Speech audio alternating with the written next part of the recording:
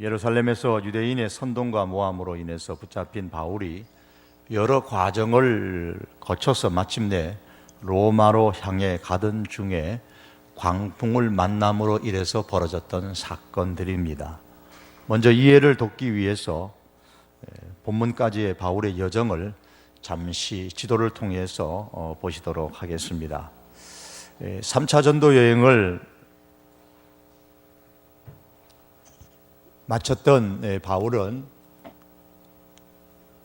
이 예루살렘에 왔지만 이 예루살렘에서 결국에는 아시아에서 온 유대인들에 의해서 붙잡혀서 죽도록 맞고 급하게 온 로마 군대의 예루살렘의 치안을 담당하는 천부장에 의해서 마침내 우여곡절 끝에 가이사랴로 가게 됩니다. 이 가이사랴에서 2년 넘도록 구금되어져 있다가 결국 바울이 로마로 가기를 원하여서 여기서부터 그 이튿날 드로에 와서 여기서부터 로마로 가기 위해서 이 구브로 해안을 맞바람을 피해서 길리기아 해안과 밤빌리아 해안을 거쳐서 이 무스라는 곳으로 도착하게 됩니다. 이 여정들을 우리가 쭉 살펴보면 무라라는 시에 이르러서 이 무라에서부터 5절의 말씀 보면 무라시에 도착하게 되고 이 무라에서 이제 알렉산드리아로 가는 배를 타게 됩니다. 즉 알렉산드리아 배를 타고 로마로 가려고 이제 계획을 세웠습니다. 이 무라에서부터 로마로 가기 위해서 먼저 니도 맞은편에 있는 여기에서부터 이 그레데 섬, 이 그레데 섬은 지중해의 그레데 섬의 이 바람을 피하기 위하여서 맞바람을 피하면서 그레데 해안으로 살로메를 지나서 이 맞바람을 피해 가지고 이 그레데 해안으로 쭉 가다가 미항이라는 곳에 오게 됩니다. 오늘 본문의 말씀은 이 미항이라는 곳에서부터 시작되어집니다. 이 미항이라는 항구가 너무 작아서 여기서는 바울을 비롯한 그 배에는 276명의 사람이 있었습니다. 276명의 사람들이 겨울을 보내기에는 너무 어렵다고 판단했던 호송 책임자였던 백부장이 바울이 만류하였음에도 불구하고 선장과 선주의 말을 듣고서 좀 더 따뜻한 곳으로 가서 겨울을 보내기 위해, 편안한 곳으로 가서 겨울을 보내기 위해서 다시 이 미항에서 배를 타고 같은 그레데 섬에 있는 이 베닉스라는 곳으로 출발하게 됩니다. 이 미항과 베닉스는 이 지도에서 보는 바와 같이 같은 그레데 섬입니다. 같은 그레데 섬인데 이 베닉스는 훨씬 더 미항보다는 큰 항구 도시였습니다. 그래서 좀 더 편안하게 겨울을 지내려고 베닉스로 가려고 출발을 했는데 가는 도중에 유라굴로라는 광풍을 만나서 많은 어려움을 겪게 됩니다. 가는 도중에 이 미항에서 베닉스로 가는 도중에 유라굴로라는 광풍을 만나서 많은 고생을 하다가 결국에 도착한 곳이 저 끝에 있는 로마에 더 가까운 이탈리아 반도에 더 가까운 그레데 섬에 도착하게 되죠. 여기에 있다가 다시 가장 가까운 반도에 가까운 이 지역에서부터 로마로 이렇게 가게 되는 여정입니다. 오늘 본문은 이 미항에서 출발하여서 베닉스로 가다가 광풍을 만난 사건까지가 오늘 본문의 내용입니다. 오늘 이 본문의 말씀을 통해서 여러 관점 속에서 우리가 말씀을 볼 수가 있지만 오늘 이 시간에는 이 사람이 그리스도인입니다 라는 제목을 가지고 강론하기를 원합니다. 여러분, 그리스도인이 어떤 사람, 어떤 존재일까요? 어떤 사람이 그리스도인일까요? 저는 이 시간에 본문을 통해서 두 가지를 말씀드리려고 합니다. 하나는 내 인생은 내가 움직인다라는 생각을 버리는 사람이 그리스도인입니다. 백부장과 성장과 선원들은 보다 편안한 겨울을 보내기 위해서 미항에서 출발하여서 베닉스로 가려고 했습니다. 하지만 자기들의 뜻대로 베닉스로 가지를 못했습니다. 하나님께서는 사람마다 독특한 경험을 하게 하십니다. 때로는 화재를 통해서, 사고로, 사건을 통해서, 질병을 통해서, 혹은 그 반대로 형통 등과 같은 각양각색의 경험을 하게 하십니다. 그런 경험을 통해서 인생을 깨닫게 하시고 또 자신의 경험을 보다 유익하게 쓸 수 있도록 은혜를 주시곤 하십니다.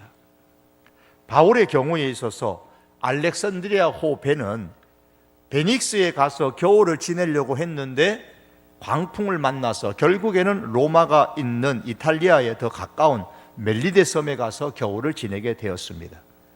이처럼 처음에는 내게 지금 좋지 못한 경험일지라도 그 경험이 후에는 더 좋은 결과를 가져다 주기도 합니다.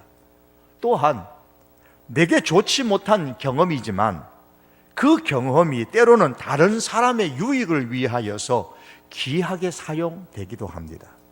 그런 면에서 우리 사람마다 겪는 우리 자신의 경험은 인생의 큰 자산이라고 할 수가 있습니다.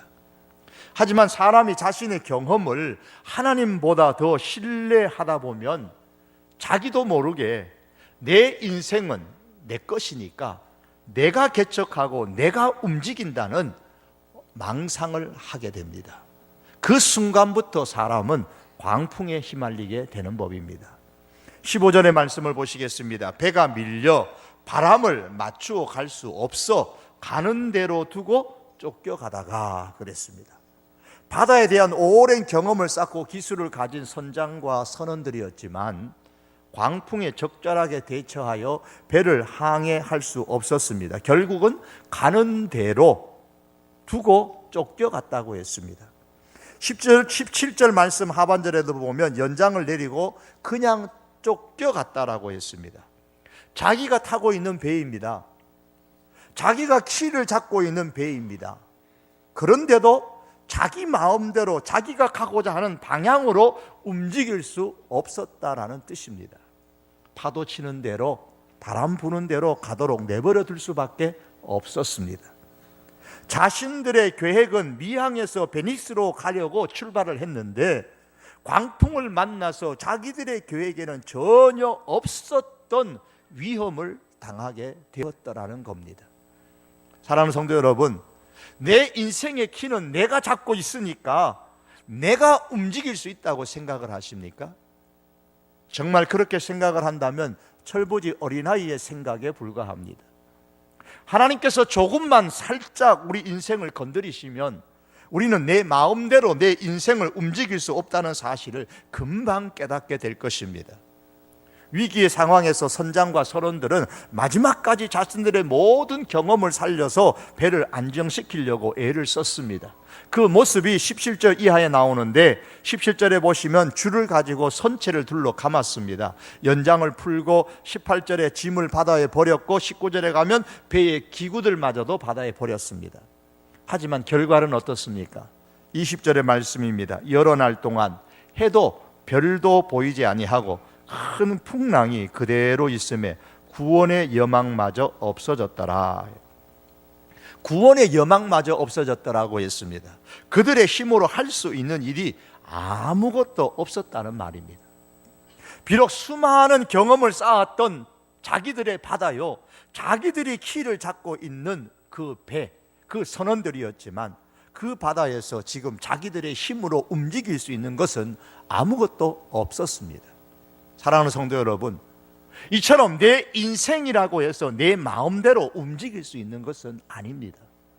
그리스도인이란 내 인생은 내가 움직인다라는 생각을 버리는 사람입니다. 사실이 그러함에도 불구하고 내 인생은 내가 움직인다고 생각하는 사람들은 항상 뭔가를 시도하려고 할 때마다 내가 할 수 있는 환경인가, 내가 할 수 없는 환경인가, 환경을 먼저 생각합니다. 행동을 결정하는 기준이 항상 환경입니다. 백부장이 출항을 명령한 것은 환경에 의해서 결정한 것입니다.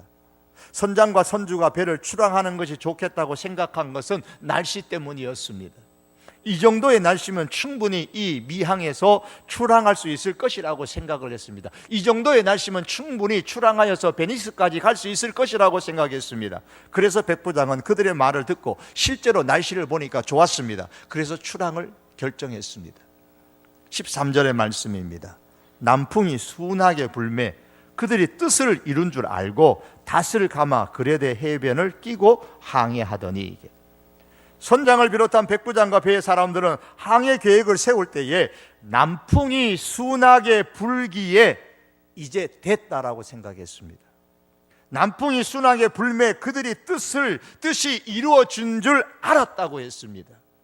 그러나 그런 그들의 생각이 얼마나 잘못되었는지를 아는 데는 많은 시간이 필요하지 않았습니다.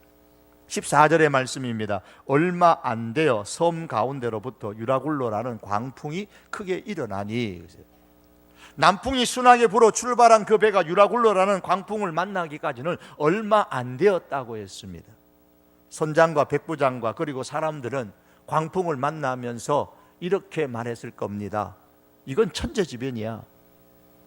우리가 아무리 경험이 많아도 이 천재지변까지 어떻게 미리 알고 대처할 수 있겠느냐? 이 천재지변은 우리 사람으로서 예견할 수 없는 일이야. 이건 전혀 우리 잘못이 아니야. 선장 잘못도 아니고 결정을 내린 백부장 잘못도 아니야 라고 말할 수 있을 겁니다. 예, 충분히 그렇게 생각할 수도 있고 말할 수도 있습니다. 하지만 이미 바울은 지금 항해하고 있는 것의 위험성에 대해서 경고한 바가 있었습니다. 그 미항을 출발하기 전에 10절의 말씀입니다. 말하되 여러분이여, 내가 보니 이번 항해가 하물과 배만 아니라 우리 생명에도 타격과 많은 손해를 끼치리라. 그러니 출발하지 말자라고 요청했습니다. 그러나 백부장과 선장은 이 바울의 경고를 무시했습니다. 그리고 현재 주어진 환경에 따라서 항해를 결정했습니다. 사랑하는 성도 여러분, 뭔가를 시도하려고 할 때에 조사하고 분석하여서 시작하기에 가장 좋은 최고의 환경을 찾는 것은 중요한 일입니다. 그러나 자기 기술이나 경험에 근거한 조사와 분석이 아니라 이것과 더불어서 항상 믿음에 근거한 조사와 분석이 중요합니다. 자기 기술이나 경험에만 근거하여 내린 좋은 환경이 반드시 무슨 일을 시도하기에 좋은 것은 아닙니다. 뭔가를 시도하기 전에 가장 먼저 고려해야 할 것은 환경이 아니라 하나님의 뜻입니다. 내가 하고자 하는 계획을 실행하기에 가장 좋은 환경을 만났다고 할지라도 하나님께서 기뻐하시는 일이 아니라면 광풍을 만나게 됩니다. 처음에는 순하게 남풍이 부는 것 같아서 기뻐할 수는 있었겠지만 얼마 가지 않아서 광풍으로 인해 가진 모든 것을 다 잃어버리게 될 것입니다. 사람이 천재지변을 미리 알 수 없다고 주장을 한다면 환경을 절대적으로 믿고 행동할 것이 아니라 환경을 창조하시고 자연을 다스리시는 하나님의 뜻을 먼저 생각하고 그 하나님의 뜻을 분별하여서 행동해야만 합니다. 사람이 살면서 좋은 환경을 만나는 것은 누구나 희망하는 것입니다. 그러나 좋은 환경을 만났다고 해서 그 다음에 반드시 좋은 결과를 가져오는 것은 아닙니다. 반대로 나쁜 환경을 만났다고 해서 반드시 그 다음의 결과 역시도 나쁜 것은 아닙니다. 중요한 것은 이 사실을 우리가 인정을 한다면 우리는 우리의 행동의 근거를 환경에 두지 말아야 합니다. 오히려 하나님은 자주 하나님의 사람들을 향하여서 환경으로 인하여서 두려워하지 말라고 말씀하십니다. 성경에 보면 하나님께서 가장 많이 당부하시고 명령하시는 말씀 중에 하나가 두려워하지 말라는 말씀입니다. 어떤 사람은 이 말씀이 성경에 무려 365번이나 나온다고 했습니다. 그래서 하루에 한 번씩 그 말씀을 묵상하며 두려움을 이겼다고 말하는 사람도 있었습니다.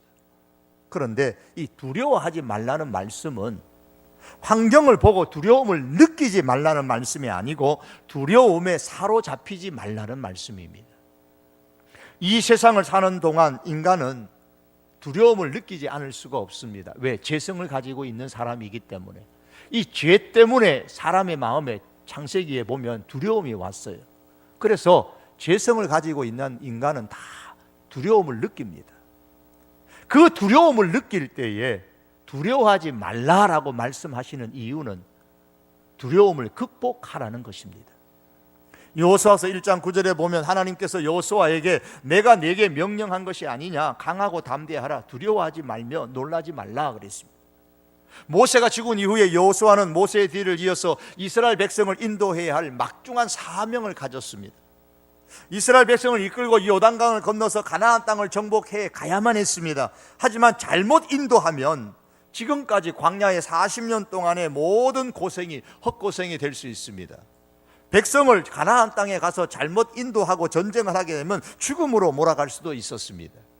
어찌 두려움을 느끼지 않을 수 있겠습니까?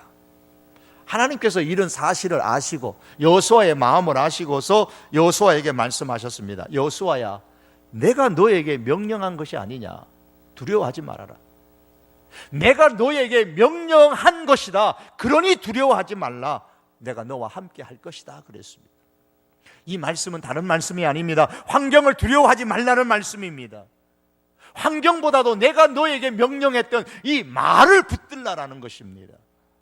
좋은 환경이라고 해서 환경을 너무 신뢰하지 말고 나쁜 환경이라고 해서 환경으로 인해서 두려워하지 말라는 것입니다.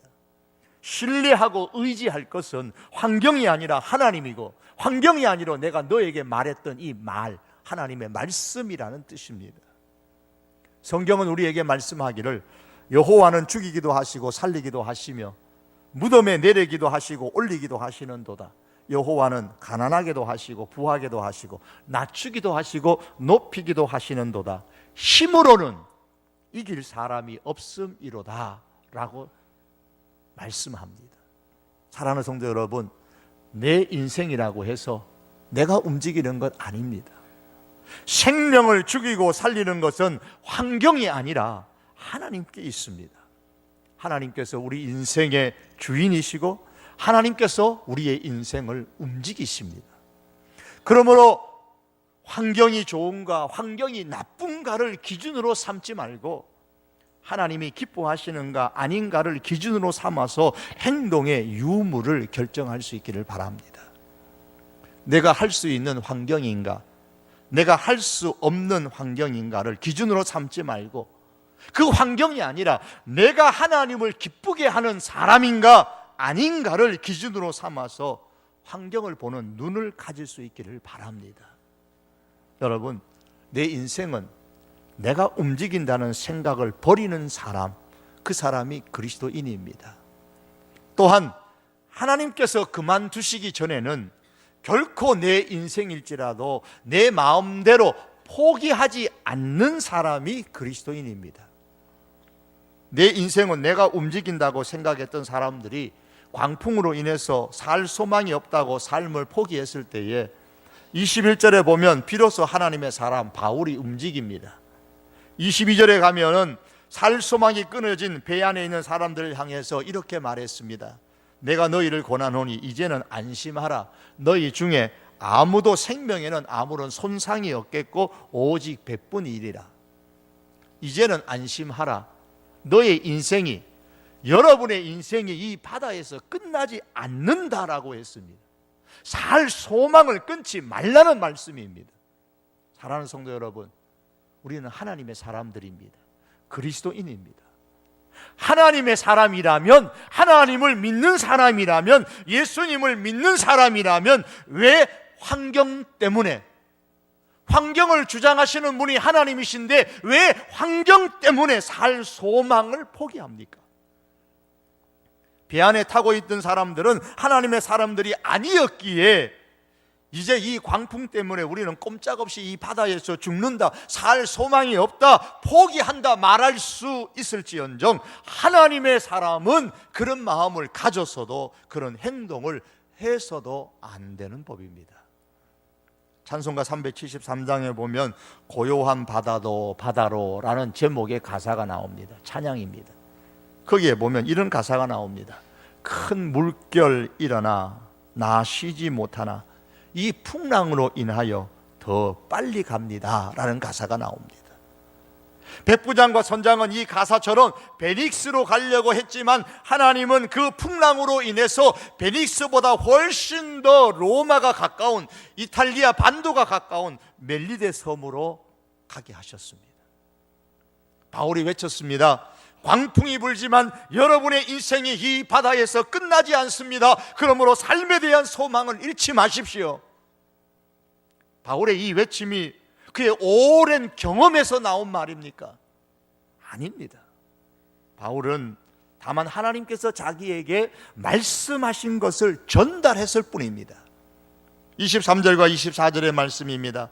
내가 속한 바 곧 내가 섬기는 하나님의 사자가 어젯밤에 내 곁에 서서 말하되 바울아 두려워하지 말라. 내가 가이사 앞에 서야 하겠고 또 하나님께서 너와 함께 항해하는 자를 다 내게 주셨다 하였으니, 하나님은 그 배에 있는 사람들의 생명을 포기하지 않으셨습니다. 백부장뿐만 아니라 그 배에 있는 죄수 한 사람에 이르기까지 모든 사람의 생명을 하나님은 포기하지 않으셨다고 하셨습니다. 사랑하는 성도 여러분, 풍랑을 만난 사람들이 왜 구원의 소망을 끊어버렸습니까? 살 소망을 끊었습니까? 자기들이 노력을 했는데도 안 되더라는 거예요. 배꼬리 뒤편에 달아두었던 거룻배, 그게 파손되지 않도록 갑판 위로 끌어올려 놓았습니다. 또한 17절에 계속해서 보면 말씀드린 것처럼 배를 단단하게 하려고 줄로 아주 선체를 파손하지 못하도록 감아두었습니다. 배가 무거울까 봐 연장도 내리고 짐까지도 바다에 다 던져버렸습니다. 배의 기구들까지도 다 바다에 던져버렸습니다. 여러 날 해도 별도 보이지 않고 바다는 깜깜하고 폭풍은 그대로, 풍랑은 여전히 그대로입니다. 극복해 보려고 해볼 만큼 해봤지만, 이겨보려고 해볼 만큼 해봤지만 안 되더라는 거예요.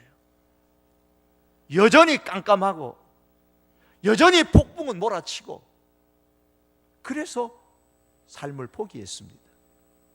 사랑하는 성도 여러분, 우리는 어떻습니까? 인생의 광풍 가운데 나도 해볼 만큼 해봤는데 안 된다고 인생을 포기하셨습니까? 아니면 포기하고 싶으십니까? 한 소년이 깊은 산골에 살고 있었습니다. 하루는 비가 엄청 쏟아져서 집 앞에 있는 나무가 쓰러졌습니다. 길을 가로막아 버렸어요. 소년은 혼자서 그 나무를 치워보려고 온갖 힘을 쓰며 낑낑댔지만 자기 힘으로 할 수가 없었습니다. 그 나무가 끄떡도 안 했습니다. 소년이 나무 앞에 낙심하면서 쩔쩔매고 있는데 아버지가 와서 물었습니다. 야야, 내가 할 수 있는 일 다 해봤나? 그러니까 예, 다 해봤습니다. 그랬는데도 안 돼요, 아빠. 나무가 내가 힘대로 할 수 있는 다 해봤는데 꿈쩍도 안 해요. 아니야, 너 아직도 하지 않은 일이 한 가지 있단다. 그래요. 그게 뭔지 아니? 그러니까 아니요, 모르겠는데요. 너는 이 아빠에게 도와달라는 말은 하지 않았잖니? 그렇습니다. 아이는 감당할 수 없는 나무이지만, 그러나 아버지는 충분히 감당할 수 있는 나무입니다. 아이는 옮길 수 없지만 아버지는 옮길 수 있는 나무라는 말입니다. 나는 해결할 수 없는 환경이지만 하나님은 충분히 하실 수 있는 환경입니다. 그러므로 성도 여러분, 하나님께서 그만두시기 전에는 내 인생이라고 내 마음대로 포기해서는 안 됩니다. 사실 더 정확하게 말하면 우리 인생은 내 인생이 아닙니다. 하나님께서 잠시 맡겨주신 인생일 뿐입니다. 그러므로 내 인생이라고 내 인생을 내 마음대로 움직이겠다는 생각을 하지 말아야 합니다. 다 해봤는데도, 노력했는데도 안 된다고 인생을 내 마음대로 포기하겠다는 생각조차도 버려야 합니다. 하나님은 하나님의 뜻을 다 이루기까지 결코 우리의 인생을 포기하지 않으십니다. 22절에 보면 바울은 살 소망이 끊어진 사람들을 향하여 이제는 안심하라고 했습니다. 광풍이 휘몰아치고 있는데 안심할 수 있는 비결이 무엇입니까?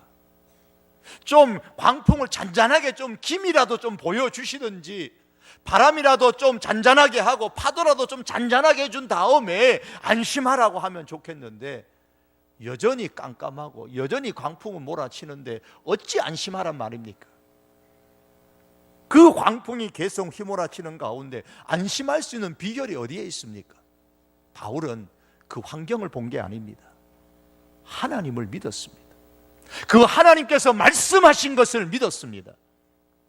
내 인생이 내 마음대로 되는 것이 아니라 하나님의 말씀대로 그대로 될 것을 바울은 믿었습니다. 25절의 말씀입니다. 그러므로 여러분이 안심하라. 왜 안심하라고 했습니까? 나는 내게 말씀하신 그대로 되리라고 하나님을 믿노라 그랬습니다. 사랑하는 성도 여러분, 저와 여러분의 인생이 어디로 흘러갈는지 모르지만, 어느 섬에 닿을는지 모르지만, 하나님의 인도하심대로, 하나님의 뜻하신 대로 내 인생이 갈 것이다라는 이 확신만 있으면 되는 것이 아닙니까? 왜 불안해합니까? 왜 잠을 못 이루십니까? 왜 걱정하십니까?